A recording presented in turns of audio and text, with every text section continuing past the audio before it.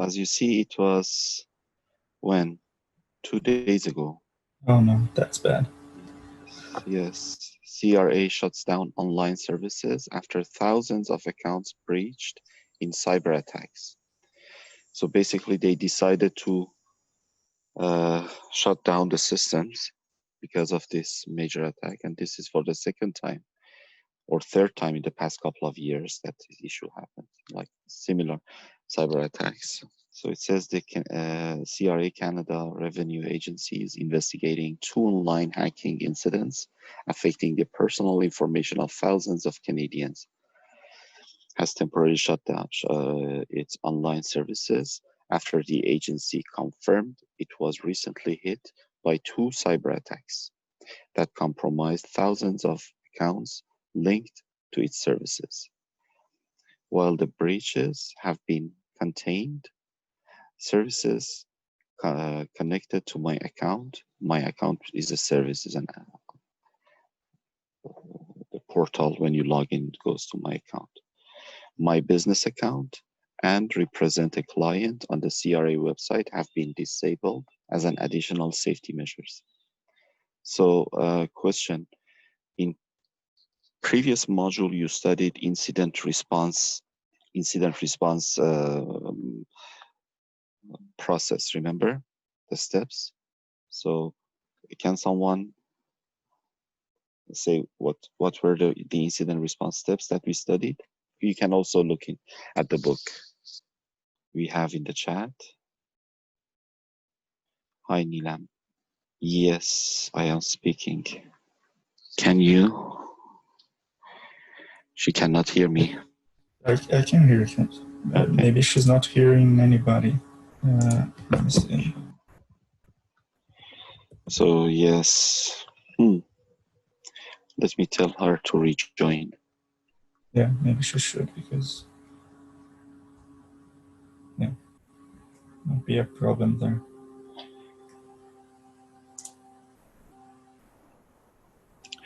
So until she joins, Marcus or Godwin today is on cell phone because of power outage. Marcus, I appreciate if you could please go back to the book and bring in the incident response steps. Just trying to open it. Okay.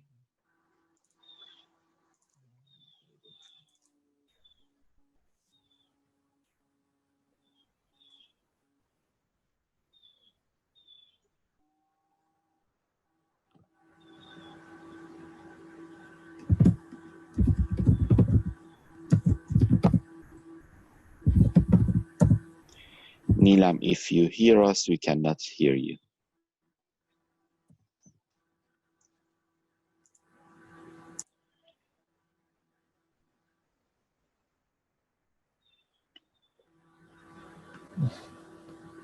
She's still trying to try. Okay.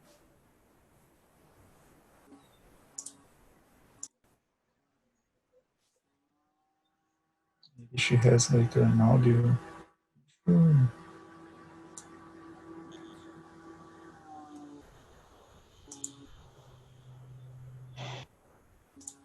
So Nilam, can you hear us? Nilam, I heard something, but it was so low.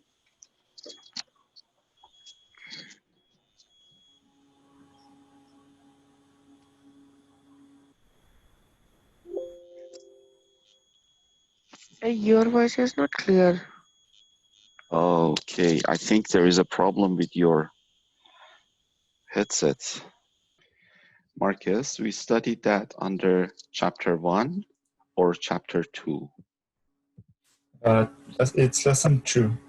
Lesson 2, yes.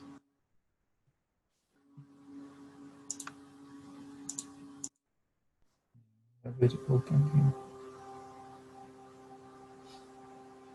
Yes. If you want to share, let me know. I will stop sharing. Okay, I can share. I thought you were waiting for Nilan to. Yeah, until she comes, hopefully she can see the screen.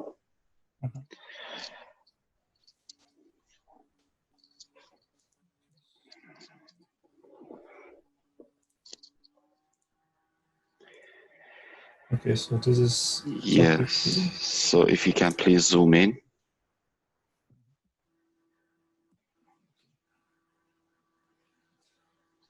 Okay, incident response procedures. Okay, incident management or incident response policy is the procedures and guidelines for dealing with security incidents. An incident is where security is breached or there is an attempted breach. NIST describes an incident as the act of violating an explicit or implied security policy. Incident management is vital to mitigating risk. As well as controlling the immediate and specific threat to security, effective incident management preserves an organization's reputation. Okay, um, let's go down a little. We have this. Yes, and the steps are the life cycle or preparation, making the systems resilient to attack, identification, determining whether an incident has taken place, containment, eradication, and recovery, limiting the scope and impact of the incident. The typical response is to pull the plug on the affected system, but this is not always appropriate. Once the incident is contained, the cause can then be removed and the system brought back to a secure state. Next step. I think they are the containment. Yes, exactly. Lessons learned. So basically, and lessons learned is post-mortem, analyzing the incident and responses to identify whether procedures or systems could be improved. It is Yep. imperative to document the incident. So if you go up, as you said, the CRA first identified that it has been under attack by 2 different cyber attacks. So they have been prepared perhaps. They have an incident response mechanism in place for sure. And then they have identified the cyber attacks. In the next step, they started contamination or containment. As part of their containment, they decided to temporarily shut down their system. It is pull the plug. So this is what they did. But the next step, so now in NIST, we see containment, eradication, and recovery all under the same topic here, but we know that these are different activities, right? Because once the containment is done, then we need to eradicate the cause, and we need to do recovery. So each one of those 3 items, which one is a critical step to do. That's why for some other books and methodologies, they put them separately, not under one bullet point. Is it clear? Yes, good. Yes.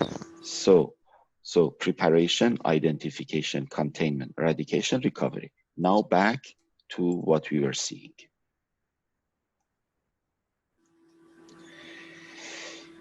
Okay, temporary shutdown, its online services. Agency confirmed it was recently hit by 2 cyber attacks. So this is identification. This is the impact, thousands of accounts compromised, and this is the containment. While the breaches have been contained, so containment is done, services connected to this and that have been disabled, okay? The shutdown means anyone attempting to apply for that and that is not available to log in. Agency said Saturday, 5,500 accounts had been affected by the separate attacks. CRA quickly identified the impacted accounts and disabled access to these accounts to ensure the safety and security. So this part is also another containment measure, isn't that so? Yes, because it's not eradication, it's not recovery, it's just the containment. not only to bring down the entire service, but also disable those 5,500 accounts. So as part of their containment, they have done two major activities. Number one, shut down the service. Number two, disable those compromised accounts. CRA spokesman Christopher, in an email, the CRA is continuing to analyze both incidents. So they are analyzing to do eradication. Law enforcement assistance has been requested from RCMP and an investigation has been initiated. So this is the time after containment, during the eradication, recovery, they engaged law enforcement. So as you know, based on the incident impact and the criticality level, we need to engage law enforcement, okay? So sometimes not required, sometimes immediately required, sometimes during the post-mortem activities. But in this case, because it's a very high risk and critical item, they have included the law enforcement immediately during containment and eradication phases. So as you see, they are going forward based on the book. So this is what you will see if you go. The service is not available. The admission came after repeated inquiries from CBC after notice a pattern of similar hacks occurred over the past 2 weeks. So there were indicator of compromise like IOCs in the past 2 weeks. Most probably they have been receiving stuff, logs and IOCs. So analyzing those IOCs. This is part of the identification, Earlier this month, Canadians began reporting email addresses. So you see, earlier this month, they reported email addresses associated with their CIR accounts has been changed, that their direct deposit information was altered, and the CERB payment has been issued in their name, even though they had not applied for the COVID-19 benefit. So as you see, the IOCs were already in place. These are IOCs, indicators of compromise. Most reported that they were first alerted to the suspicious activity after receiving legitimate emails from CIR confirming that their email address had been discontinued. You understand what happened, right? Yeah. Attackers logged in to the existing users' accounts, changed their email addresses to be able to gain longer access, like prolonged access, and then change the auto deposit, or what is it called? The is it auto deposit?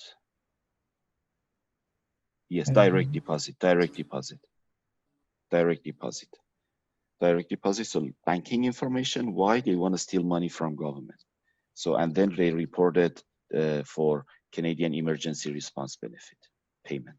So the payment was settled into a fake account, or not a fake account, the attacker's account. So say, for example, if it was really successful for 5,500, they paid $2,000. So 5,500 multiplied by 2,000 is how much if all of them successful? Yeah, it's a lot. Yes, it's a lot, right? It's like 55,500, 50,000, 5,500,000, double 10 million, 11 million, $11 million. Am I right? Let me do calculation. Should be around $11 million. Yes. It's 11. Yes.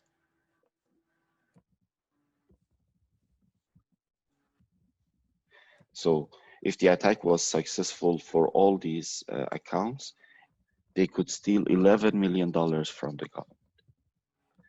So you see, that is always the case for these black hats and hackers on the cyber. Like for example, if they need to go and rob a bank in physically, right?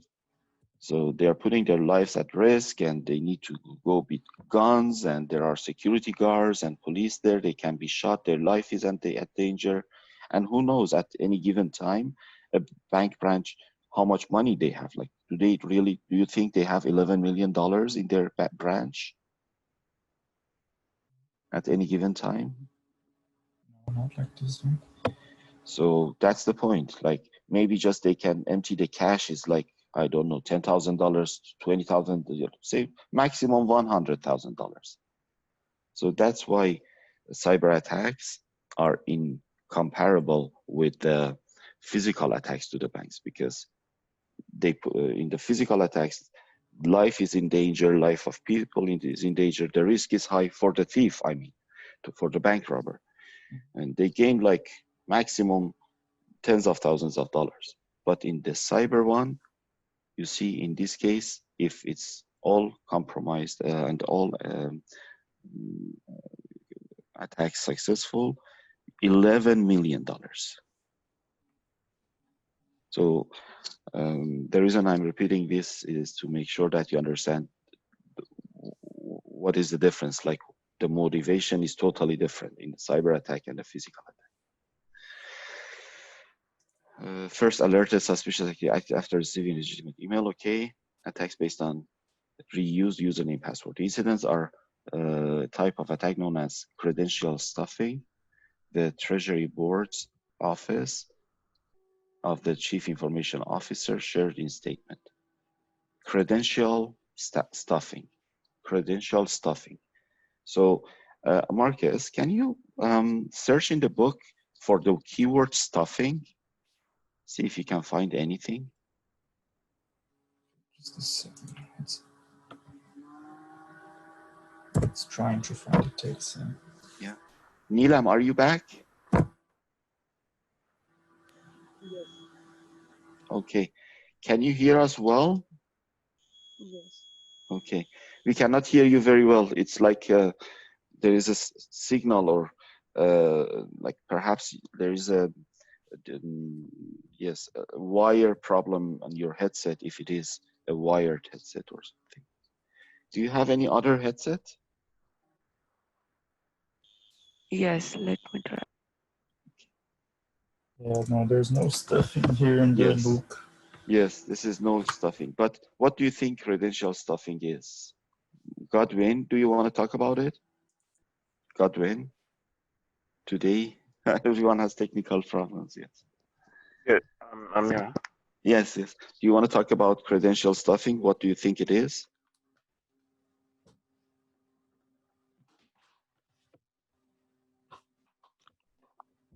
You don't need to search, just what do you think? We are going to discuss it to learn. Let me see. It's like falsifying something. Let me see. So it's basically like stealing, maybe stealing credentials of employees of a given company. Something of that sort. Yes, yes. I mean, it is about stealing credentials, but based on what we see here, it says based on reused username and passwords. So most probably it means that the people who had the account on CRA, they were using the same username password, for example, for another account. This is what we do on a daily basis, right? Say, for example, you go to CompTIA Security Plus online learning with the same email and password. Perhaps you use the same email and password to log into Zoom. You know what I mean? Yeah. Perhaps you use the same email and password to log into another website. Is it possible? Isn't that, you know, how is it possible, right? Yeah. Yeah. Wherever you Yeah. register, you enter a username, normally is email, and you enter a password. So some people, they reuse the passwords, right? So you cannot have, like we have registered for hundreds of websites so far. So imagine we cannot memorize hundreds of passwords. So some people, what they do is they reuse the same password for everywhere.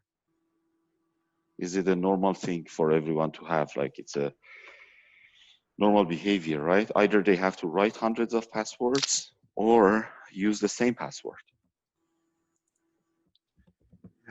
So credential stuffing, it says these attacks, which used passwords and usernames collected from previous hacks of accounts worldwide, took advantage of the fact that many people reuse passwords and username across multiple accounts.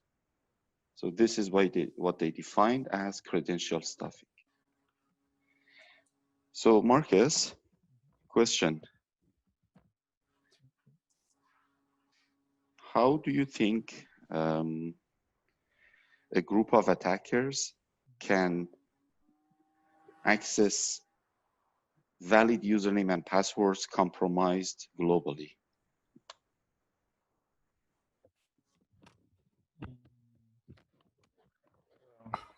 There are ways that they can find like a system that is vulnerable, right? Like find like a, I don't know, like, there's first the option that they can buy online from Yes, like number old, one. yeah. Yes, that is the number one. Yeah. Go to darknet and purchase accounts, purchase valid credentials from other attackers, right? Mm-hmm. So this is the major one that's mainly attackers they do. That's a good one. Number two, go ahead. Yeah, what I was thinking is like they can go to, for example, let me think here. There was like an old tool that people used to use that was called ask.fm. That it was like a website that people used to make like questions.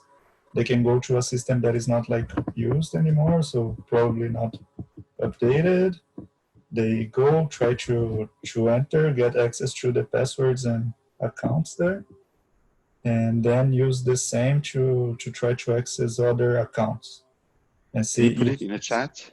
The ask.com or what was that? Can you put it in the chat? yeah, I just put like I just said something that is like something that people used to have like a login and username, but then it became old, not popular anymore. It still exists, but I think it's kind of abandoned. I don't know if people still use, but people have their accounts there. So what I think is like an attacker can go to our website like this. I don't know. I'm just trying to go further with like a criminal mind. Like go to some place that can be less secure.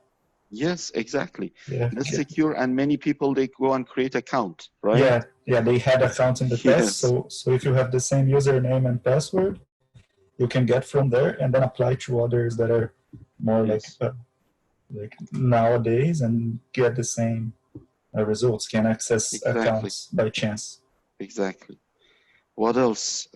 So far, Godwin, Nilam, one technique was to purchase from other attackers. Another technique was to use these kind of abandoned sites, which they used to have a lot of accounts with valid username password. So to gain access to the valid username passwords.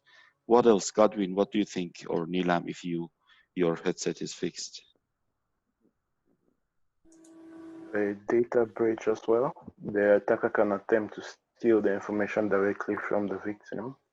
Directly from the victims, yes. Phishing attacks directly to the Canadians. Yes, that is also a very good one because as you see, we keep receiving phones, texts, emails a lot. I mean, everyone in Canada has received almost whoever I asked so far, they have received those emails. So it means that we are being targeted by the attackers. Good, that is number 3. Other than that.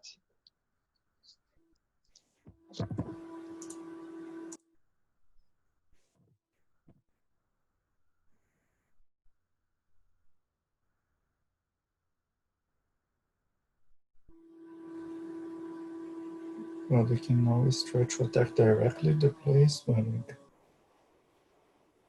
using the the password cracking tools and things like that. Attack the CRA directly. Yeah. Yes, that is also possible. But yeah, anyways, these are different techniques that we discuss. So as you see, it's not only one technique, it's not only one method. Oh, they hacked into the website, they gain access to the network. It's not like that. It's this attack, $11 million at stake and a lot more by using this credential stuffing only. Nothing to do with doing penetration testing against CRA network. You see, nothing in that advanced areas.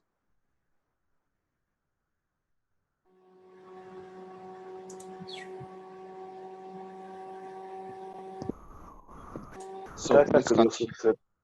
Okay. Yes, say it. Yeah, no, I was just saying the attacker could also set up like a farming site where they could gather information, the login details from the clients as well. Oh yes, number 4. This is what we discussed last week, right? Websites Yeah, similar to the with like a typo to the squatting, original. right? Yeah. Yes, exactly. Like we had it for RBC, we had it for Facebook. So now we understand why they were here for RBC because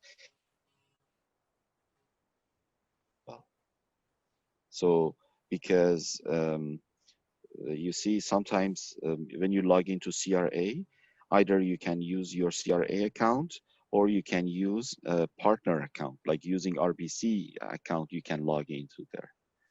So most probably that campaign, the typo squatting was also related to this attack. And the Facebook one is the main place that everyone has accounts.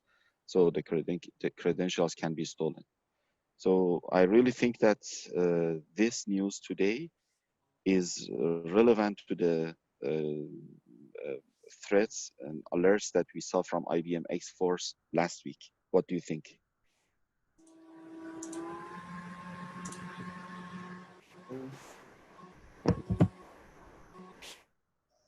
Yes, typo squatting to collect as much as possible user credentials. So of the roughly 12 million active accounts, the passwords and username of 9,000 users were acquired fraudulently and used to try and access government services, a third of which accessed such services are being further examined for suspicious activity, the statement read. Compromised accounts connected to the platform, which is used by about 30 federal departments, were shut down when the threat was first discovered. All right, so I think in just 1-2 paragraph, we could review a, a big portion of our previous module. Remember the cyber attacks, the hackers, their motives, the incident response process. So this is basically an analysis that you will do on a daily basis in your work environments.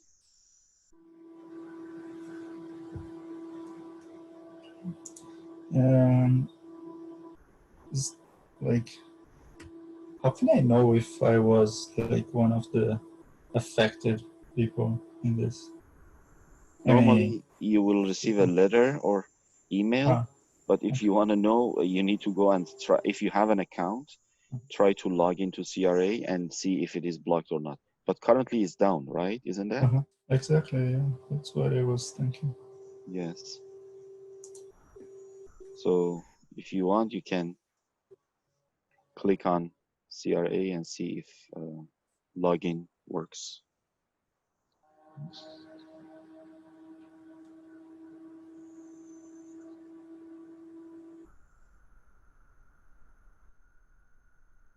Okay.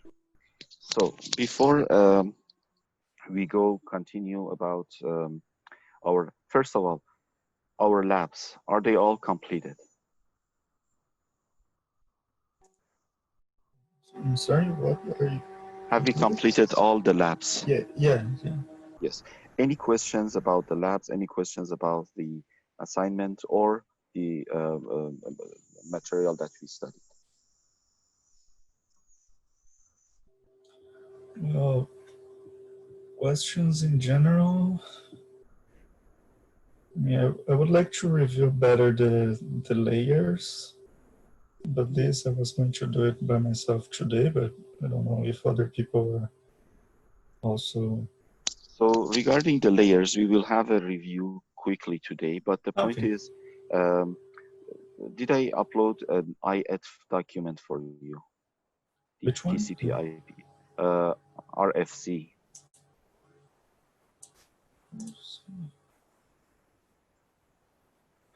Because this is something that you need to print it if you have a printer, or just on the computer and read it on your own, because it's like more than 100 pages.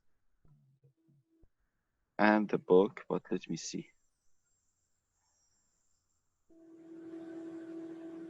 But we can review quickly in the class as well.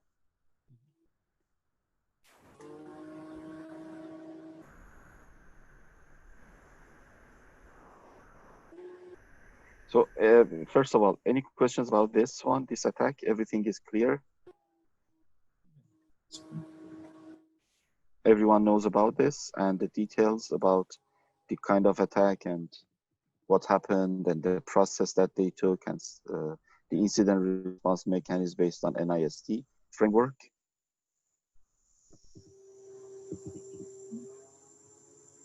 Yes, yes. Okay.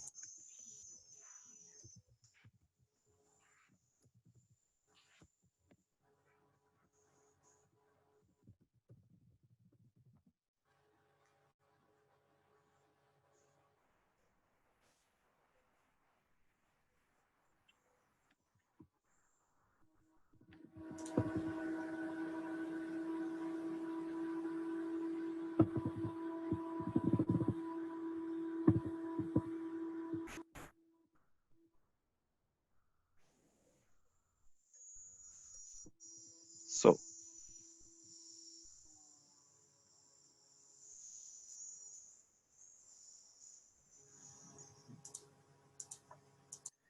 there is an organization called IETF.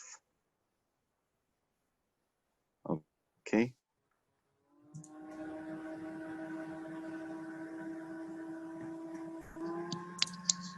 It's called the Internet Engineering Task Force. The Internet Engineering Task Force is an open standards organization which develops and promotes voluntary Internet standards, in particular the standards that comprise the Internet Protocol Suite, or TCP/IP. It has no formal membership, but this organization is a non-profit organization. It's called IETF. Okay, so it has working groups, many companies, organizations around the world. They work and they publish the standards. The standards, or the documents that they publish, they are called RFCs. Let me see if I can find RFC here. Yes. So the Internet Architecture Board, IAB, oversees the IETF external relationship and relations with RFC editor. RFC. RFC is a request for comments, is a publication from the Internet Society, ISOC, and its associated bodies, most prominently the Internet Engineering Task Force, or IETF or IETF, the principal technical development and standard setting bodies. So now, when we look at this site, it's under ietf.org, and this is RFC 1180. You see, RFCs, they have code numbers. This one, for example, has been written for TCP/IP. When was it written? 1991.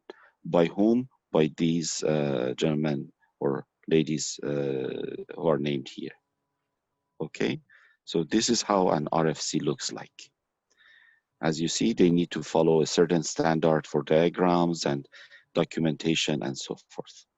Okay, so this is IF. For TCP/IP or any other standards related to networking, it's always recommended, because the books and material are all based on this information. This is the underlying information for every for everything I mean, for almost everything. Okay, so these are the mother of all information.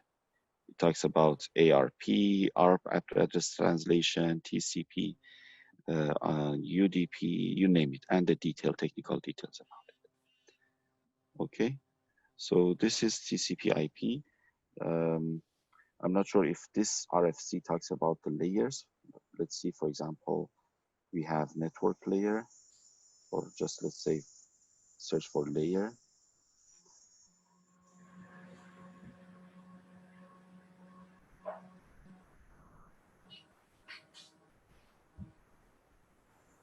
Yes, this document doesn't talk about layers, so we can go and search for IETF RFC TCP IP layers. So that one was the tutorial.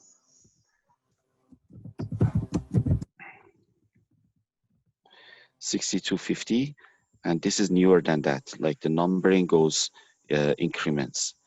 Field behavior, communication layers. Let's see this one.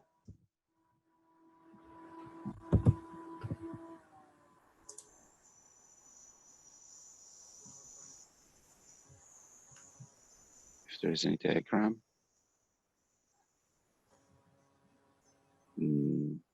Yeah, it talks about each layer, what happens, and those technical details, but the layers, we need to find which one introduces the layers.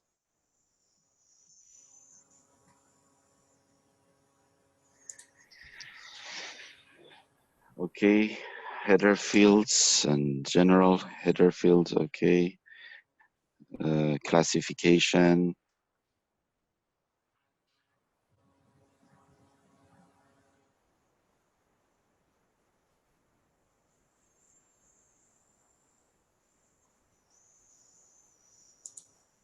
transport layer connection, link layer, transport layer. Yeah, this one doesn't provide the layers.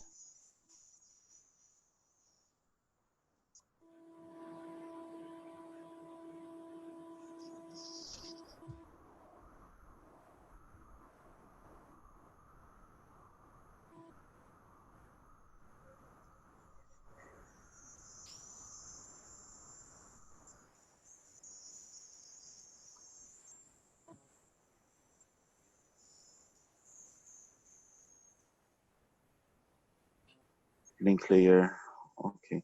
Yes, we need to do a research about it to find the latest RFC, but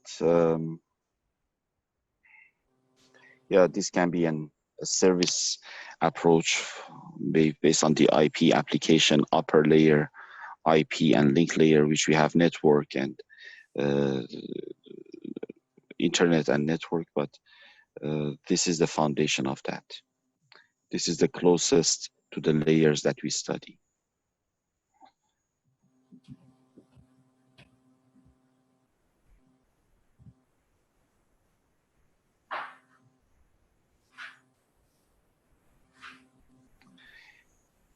Yes. So anyways, do a research on that, and I will also try to see if I can find the latest document about it and upload it for you. Let me see if here we can find the link to the layering format.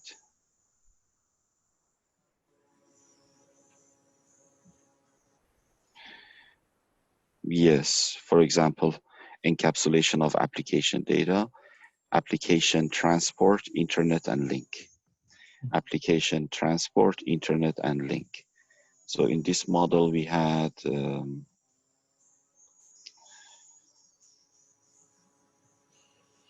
application, and this is based on IP service.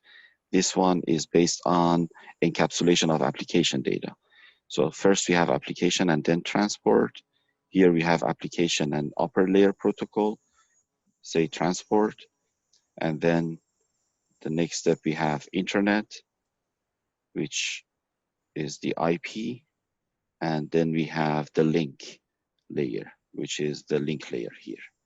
Okay, so this is about TCP/IP, and of course ISO OSI.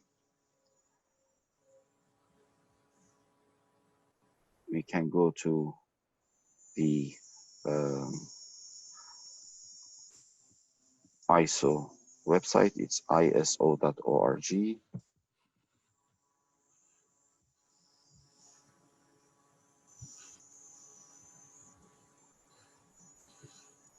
Open System Interconnection, or OSI. And here is the details like physical layer, data link layer, network layer, transport layer, session layer, presentation layer, and application layer. Say, for example, if I click on this,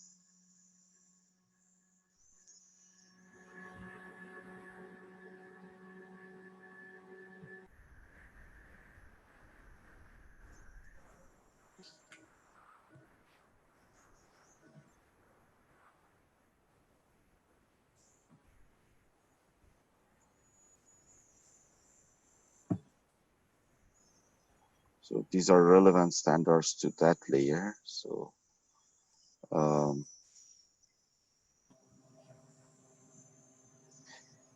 yes, or standards based on ISO, International Standards or Standardization Organization, under application layer. So these are other standards working on application layer. But for the details about that, let me just copy this link to put it for you in Canvas.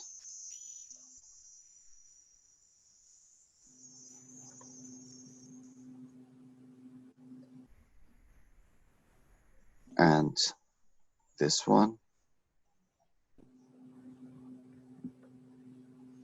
and this one.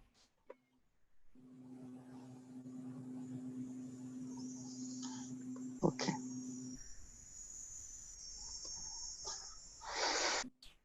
So if you go to OSI inside the ISO website,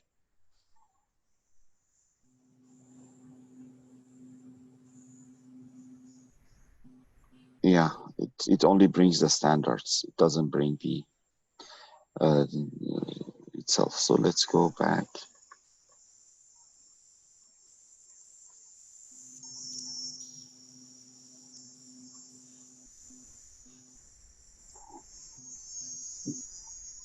So these are the information provided, conceptual model, okay, international, external link, and references.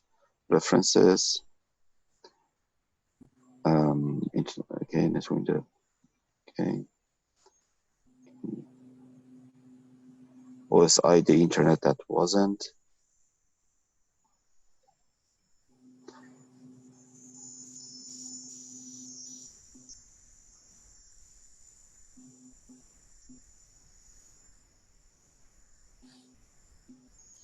And this is another organization, IEEE. So it provides a history about, okay, what happened with ISO OSI and how came ARPANET and those history, and then most probably that it never happened and TCP/IP came to play instead of that. So this is OSI versus TCP/IP. Application transport, internet network access. You see this network access in other definitions, we had it a link layer. So network access is equivalent to link layer. Okay, so the link layer or network access comprised of data link layer and physical layers of ISO OSI. Network is internet, transport is transport, session, presentation, application is application. So on the left hand, we have the ISO OSI layers, and on the right hand, we have TCP/IP layers.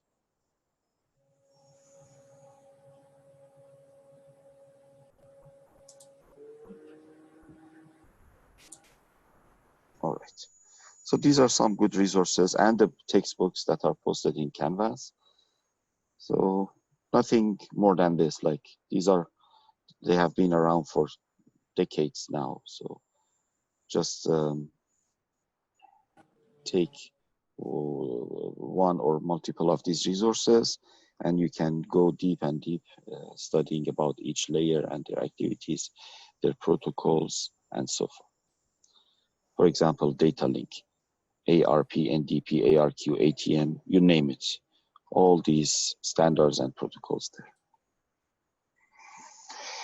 there. In your exam, for example, question is going to be, in which ISO OSI does MIDI work or MPEG work? Of course, it's presentation layer because it's talking about compression, right? Web browser, HTTP application, HTML presentation, or say NetBIOS, which is an acronym for Network Basic Input Output System, provides services related to the session layer. ARP, data link layer. And we had a lot in our slides as well. So these can be good references for you.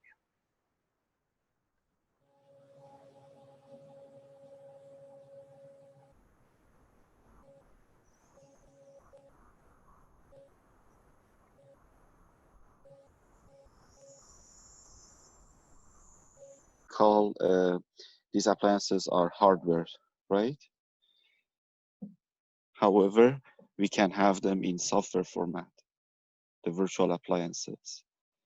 Which virtual appliances you worked with in your lab experiments?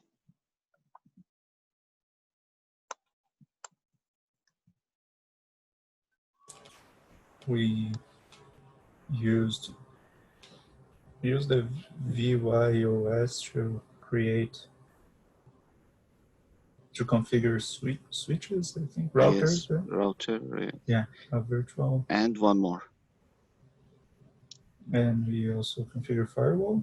Yes, that was an appliance. First, we thought it is installed on one of those machines. Then we saw now it is on its own, like a dedicated machine for that appliance. So these are appliances. You can also create your own appliances for VPN. You can create your own appliances for, you name it. Your own router. What else we have? The firewall and load balancer, you name it. The point is to create a certain level of understanding about Linux is required, because mainly these appliances, they run off an operating system which is Unix based. Almost 90% of them, they are Linux based. For example, what we are going to practice today is to try to create your own appliance, say for example, pfSense appliance. And that is a software or virtual appliance. That appliance is available as an ISO image. I think this is what we saw. Anyways, you can create your own appliance by creating your own operating system, like customized Linux, and installing the software that you need, say, for example, VPN on that, an open source one, and pack it, prepare it, make it an ISO image, or further, you can buy bare hardware for that and mount your solution on that and create and produce your own hardware appliance. And this is mainly how these appliances are made. Any questions so far?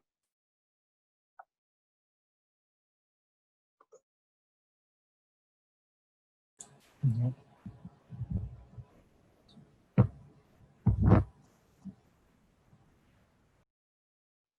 For that reason, I put information for you in Canvas, how to create your own Linux.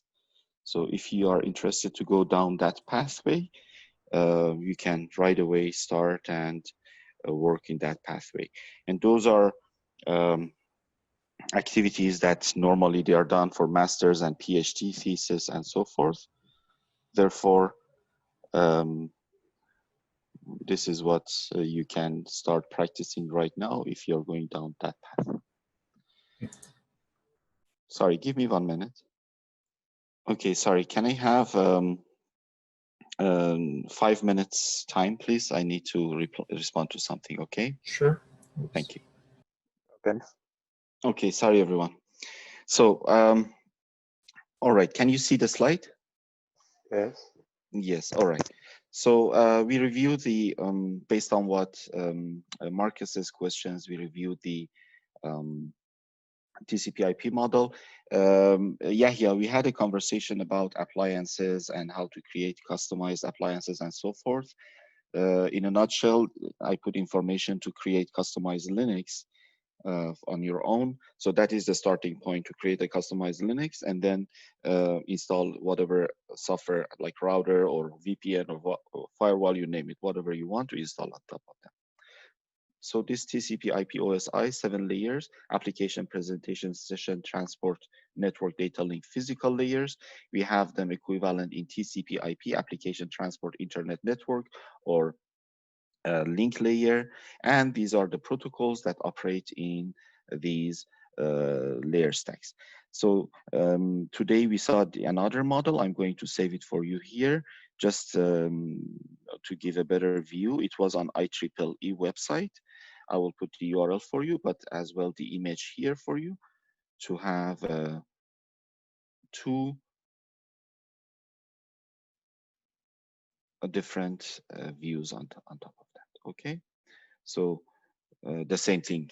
Application covers application presentation session. Application in TCP/IP covers application presentation session. Transport is transport. Internet covers network. Internet covers network, and data link and physical cover network access. Okay, good. So Internet Protocol, or IP, it provides a datagram between hosts. It's a datagram between hosts. This is underlying, like TCP is on the top and IP is on the bottom line. Let me just fix that.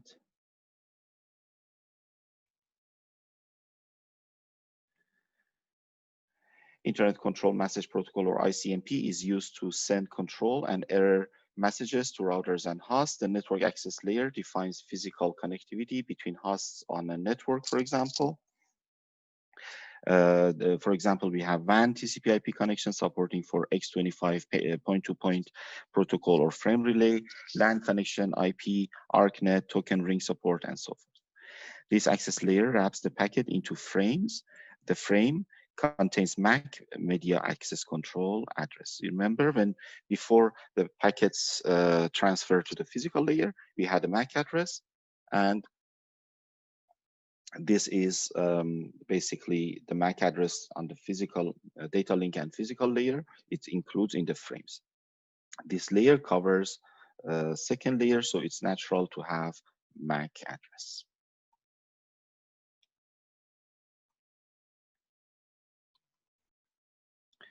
I mean, we reviewed this at least 3-4 times in the previous sessions, but if you have any question, please stop me and let me know. Otherwise, I will just move forward, okay?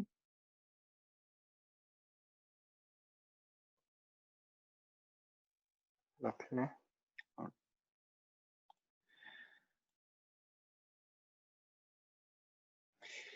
TCP/IP versus OSI model. The application and process layer covers the top 3 layers.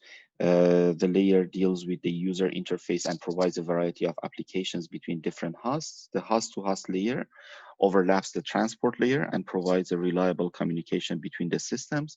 The internet host-to-host layer, right? The communication, where is it established? The session layer.